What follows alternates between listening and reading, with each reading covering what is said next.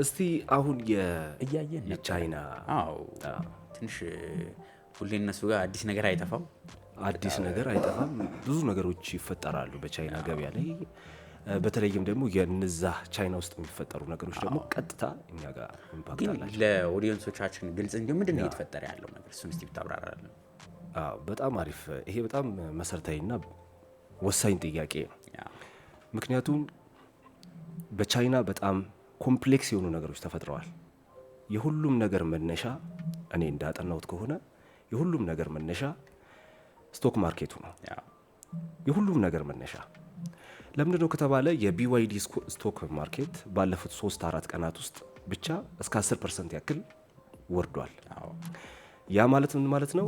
በቻይና የሚገኙ ትላልቅ ካምፓኒዎች እነ ሻኦሚ፣ ኒዮ፣ ኤክስፒንግ እና ሌሎችም ካምፓኒዎች በጣም ስቶክ እየያዙ ወይም ስቶክ እየቀረባቸው ያለበት ታይም ላይ ነው የምንገኘው። ለምሳሌነት እንደው ቢዋይዲን እንኳን ብንወስድ ቢዋይዲ ወደ 585 ቢሊዮን ዩዋን የሚያክል እዳ አለበት። ከዛ እዳው ውስጥ 116 ቢሊዮን ዩዋን የሚያክለውን እዳ የያዘው ስቶክ ነው። ማለትም ተቀማጭ አቧራ የሚጠጣ መኪና ማለት ነው አላቸው። በብዛት የቻይና ካምፓኒዎች አይታችሁ ከሆነ የአሜሪካ ወይ ደግሞ የጃፓን መኪኖች ላይ ኦርደር ላይ ከኦርደር በኋላ ነው በብዛት የሚያመርቱት። ቻይና ላይ ግን ተመርቶ ከዛ በኋላ ሽጠው ነው። ኃላፊነት የሴልስ ማን ነው እዛ ላይ። እና ምን ተፈጠረ መሰለህ? 3 ጊዜ የዋጋ ቅናሽ አድርገዋል። እኔም በተደጋጋሚ ዋጋ ቀነሰ እያልኩኝ ቪዲዮ ራሱ ሰራ ነበር። በአጽንኦት ነበር ስከታተሉ የነበረው ማለት ነው። 3 ጊዜ ቀንሷል በቅርብ ጊዜያት ውስጥ። 3ኛው ቅናሽ ላይ ኃይለኛ ቅናሽ አደረገ። ስፔሻሊ በጣም ስቶክ ያሉትን መኪኖች ወደ 22 የሚጠጉ መኪኖች ላይ ከፍተኛ ቅናሽ አደረገ። ከ10% እስከ 35% የሚያክል የዋጋ ቅናሽ ያደርጋል። በዚህ ጊዜ ሜይ 25 ሁለት ከሰዓት አካባቢ መረጃው ደረሰ፣ ብዙዎች ተሰማ ማለት ነው። ዌይቦ ገጹ ላይ አንድ የቢዋይዲ ካምፓኒ ከፍተኛ አመራር ይወጣና 3 ውሾችን አታች አድርጎ ውሾች ሰዎችን ይናከሳሉ፣ ሰዎች ግን ውሾችን አይናከሱም ብሎ ይጽፋል። ትርጉሙ ምን ይመስላል? ቅኔ ያለው በቅኔ ቻይናም ቅኔ ይሄ ከባድ ቅኔ እንደ ጎስሽ የኢቪ ማርኬት አናሊስት መሆን ይጠይቃል። በጣም ንግግሩ በጣም ከበድ ያለ ንግግር ነው። ቅናሹ ወይም ጦርነቱን እናሸንፋለን የሚል መልእክት ነው ያለው። ሌሎቹ ቀጥታ ማን የወጣው? ሻኦሚ ዋና ስራ አስኪያጁ ይወጣና በቅርብ ጊዜ ኤምኦ3 የሚባል መኪና አስመርቀው ነበር። በምርቃት ጊዜ ኤስዩቪ መኪናቸው ነው፣ አዲስ ሞዴላቸው ነው። እዛ ላይ እኛ በዋጋ ሰርቻለሁ፣ ሪቪው ሰርቻለሁ። ናታንም አስተውለው ከሆነ የፌራሪ ፒሮሳንግ የሚባለው ቸርቻ ሙሉ ለሙሉ በቃ ኮፒን ያደረጉት የሚመስል ነገር ማለት ነው። ከዛም በኋላ ውሾቹን አታች አድርጎ ፖስት ሲያደርግ ሌሎቹ ሪያክት ማድረግ ጀመሩ። እኛ በዋጋ መወዳደር የለብንም። መወዳደር ያለብን ለቴክኖሎጂውም እድገት ሲባል በቴክኖሎጂ ነው መሆን ያለበት። ይልቁንስ አለና አንዲት ነገር ጠቆመ። ይልቁንስ መኪኖቹ ከቻይና ይውጡ የሚል መልእክት አስቀመጠ። ኤክስፖርት ማርኬት እስካሁን ዩዝድ መኪኖች ከቻይና ያው ይፋዊ በሆነ ሁኔታ እየወጡ አይደለም፣ በመንግስት ደረጃ ተደግፎ ማለት ነው። እና ይሄ ሲከናወን ምንድነው የተፈጠረው? በዋናነት የቻይና መንግስት ነው ስብሰባ የጠራው። ባይዘዌ በደንብ ነበር ስከታተል የነበረው ማለት ነው። ስብሰባ ተጠራ።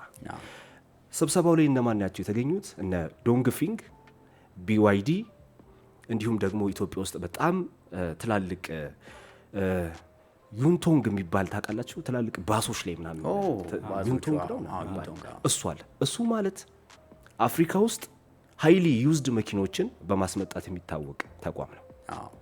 ቻይና ውስጥ የሚገኙ ዱዊን የሚባል ልክ እኛ ቲክቶክ እንደምንጠቀመው ዱዊን ይባላል እነሱ ጋር ያለው የሚዲያ ተቋም፣ እሱም ተጠርቷል። ኦንላይን ማርኬት ላይ የሚሰሩ ዩዝድ መኪኖችን የሚሸጡ ትላልቅ ኦንላይን ማርኬት ላይ የሚሰሩ ሰዎችም ተጠርተዋል። እነዚህ ሰዎች በተገኙበት የተወራው ነገር ምንድን ነው? ከቻይና ያሉትን ስቶኮች ያሉትን ዩዝድ መኪኖች እንዴት አድርገን ከቻይና እናውጣ የሚል ነው። አሁን ቀጣዩ እርምጃ ምንድን ነው? ቀጥታ ከቻይና ዩዝድ የሆኑ መኪኖችን ማስወጣት ይጀምራል። ወደ ዱባይ ይሄዳሉ፣ ከዱባይ ወደኛ ይመጣሉ፣ ወደ ተለያዩ አፍሪካ ሀገራት ማለት ነው። ይሄ ነገር ሲፈጠር ሁለት ነገር ነው እኛ ጋር የሚገጥመው። አንደኛው መኪና ምናልባትም ረከስ ባለው ዋጋ ሊገኝ ይችላል። ሁለተኛው ደግሞ ምናልባትም ጥራታቸውን ያልጠበቁ መኪኖች በመግባት አደጋ ሊበራከት ይችላል። እዚህ ጋር ለነጋዴዎች ማስተላለፍ እንፈልገው መልእክት ምንድን ነው? ነጋዴ ገዢ አይደለም። ነጋዴና ገዢ በጣም የተራረቁ ናቸው። የእኛ ነጋዴዎች ምንድን ነው እያደረጉ ያሉት? መኪናው ዋጋው እስከሚጨምር ድረስ አፍነው ነው የያዙት ማለት ነው። እኔ አሁን ልላቸው የምችለው ነገር ምንድን ነው? ቻይና ላይ እየተፈጠረ ያለው ነገር አንደኛ ዩዝድ መኪኖች ከቻይና ሊመጡ ነው። ሁለተኛ ደግሞ ቻይና ላይ አንድ ነገር ተፈጠረ፣ በጣም እኔ የተገረምኩበት 0 ማይል ዩዝድ ካር ተፈጠረ። ስቶክ ላይ የቆሙ ናቸው። ይሄ እንግዲህ ሶሻል ሚዲያ ላይ ሌሎችም አስተውሎት ይሆናል። ትልልቅ መጋዘኖች ላይ አብዛኞቹ ነጫጭ መኪኖች ናቸው፣ እንዲሁም በብዛት ቆሞ አቧራ ጠጥተው ማለት ነው። እና 0 ማይል ዩዝድ ካር ትገምታለህ? እንዴት ነው ሊሆን የቻለው መሰለህ? እንዴት ሊሆን እንደቻለ ላስረዳ።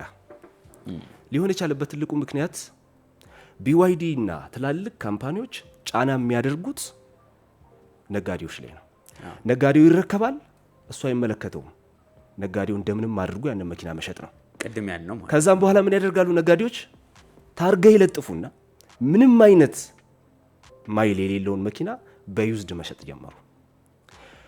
ሮይተርስ መሀል ላይ ገብቶ ጥናት ሲያደርግ ቻይና ውስጥ ከተሸጡ መኪኖች ኤሌክትሪክ መኪኖች 15% በዩዝድ ስም የተሸጠ አዲስ መኪና ሆኖ ተገኘ ማለት ነው። አስበዋል?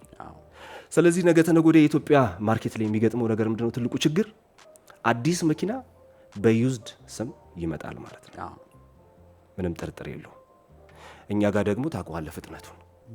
ዩዝድ ከተባለ ርካሽ ከተባለ ኢሚዲየትሊ በሳምንት ውስጥ ከተፍ ነው የሚለው፣ ምንም ጥርጥር ያዝበላው ነው የሚለው ነጋዴ።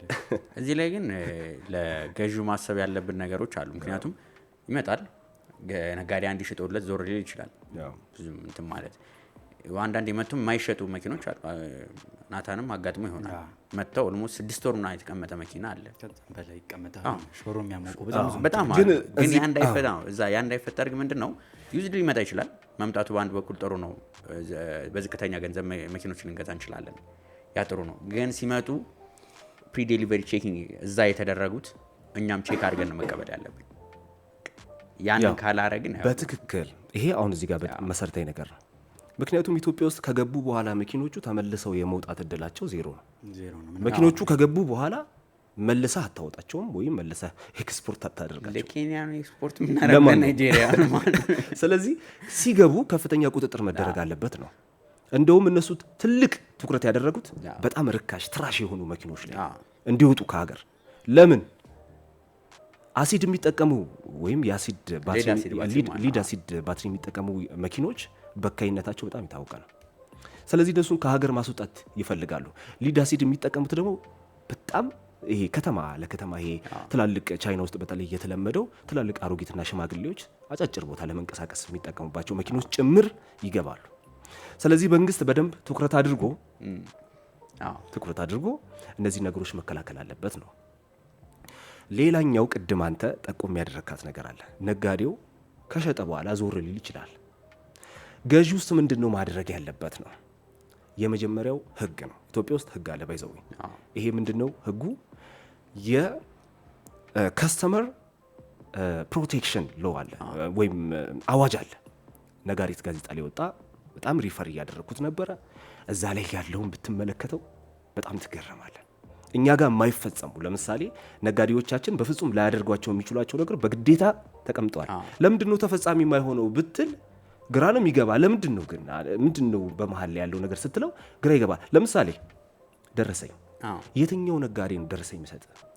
በሙሉ ደረሰኝ ግማሽ ደረሰኝ መንግስት ራሱ የመንግስት አካላት ራሱ ማለት ነው መኪና ፈልገው መግዛት አይችሉም። ለምን? ደረሰኝ ያስፈልጋል። ተቋማት መኪና ፈልገው መግዛት አይችሉም። ደረሰኝ ያስፈልጋል። አይሰጡም። ቢሰጡህም ራሱ ፌቨር ሰርተው ነው የሚሰጡ። ግማሽ ደረሰኝ የምትባለው ተደርጋ ነው። እሱም በግዴታ ያስቀምጣለሁ ነጋሪት አዋጁ ማለት ነው። በደንብ አድርጎ ያስቀምጣል።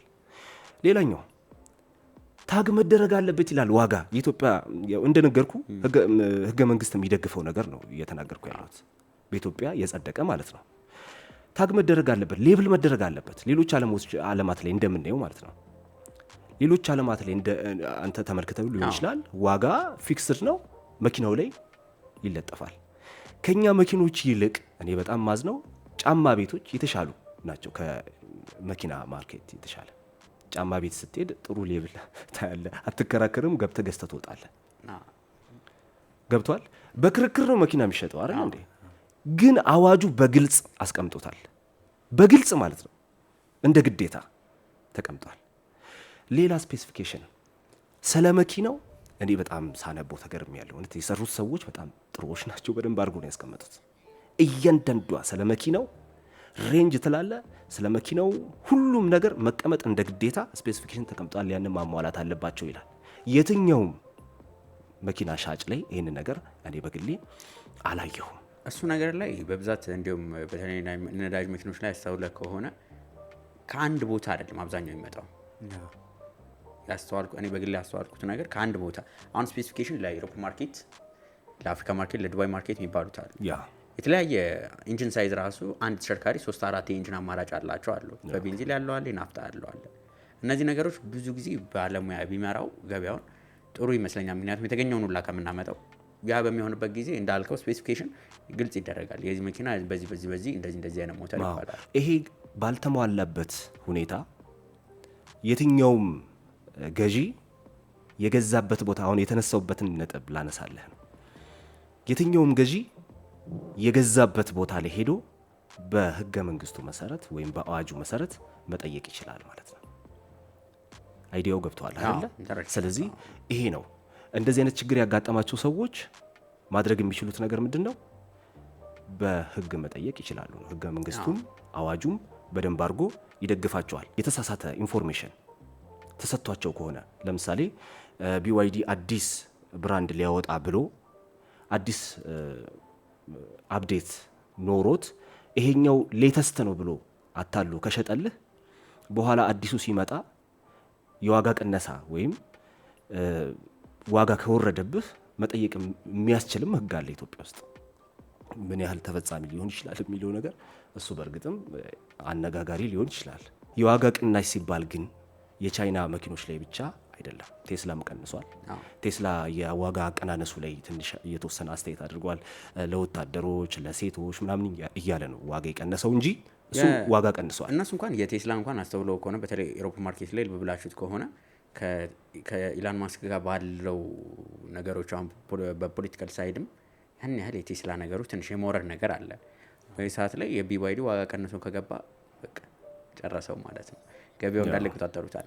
ነገር ግን ይሄ የዋጋ መቀነስ ነገር እኔ ለናታንም እያልኩት ነበረ 1940ዎቹ መጨረሻ ወደ ሁለተኛው ዓለም ጦርነት ካበቃ በኋላ የአሜሪካ ወታደሮች ወደ ሀገራቸው ሲመለሱ የነበረው የማርኬት ፍላጎት አለ። ትልልቅ ብራንዶች ነበሩ የምታስታውሱ ከሆነ እነ ፓከርድ ምና እነሱ ነበሩ። በኋላ ላይ ግን 1950ዎቹ መሀል ላይ አሁን ቢዋይዲ ራሱ ያደረገውን ነገር ሄንሪ ፎርድ አድርጎት ነበረ። ሙሉ ለሙሉ ፕራይስ በግማሽ ነበር የቀነሰው። በዚህን ጊዜ የተፈጠረው ነገር ማርኬቱ ሞኖፖላይዝ አድርጎት ነበር። ለሶስት ነበር የተቆጣጠሩት። ጀነራል ሞተርስ አለ፣ እነ ክራይስለር አሉ፣ ከዛ ደግሞ ፎርድ አለ። የተቀሩት ከማርኬት ውስጥ 4% 3% ነበር ይይዙ የነበሩት። በዛን ጊዜ ደግሞ የመኪና ሽያጭ እንዳሁን አልነበር፣ በጣም ከፍተኛ ነው። 3 ሚሊዮን የተሸጠ መኪና በቃ ይሄ ፌል አድርጓል እስኪባል ድረስ እና ኮርቬር ምንላት ቼቭሮሌት ኮርቬር መመልከት እንችላለን። ይሄኛው ወደ ኤሌክትሪክ መኪና ነው እየመጣ ያለው።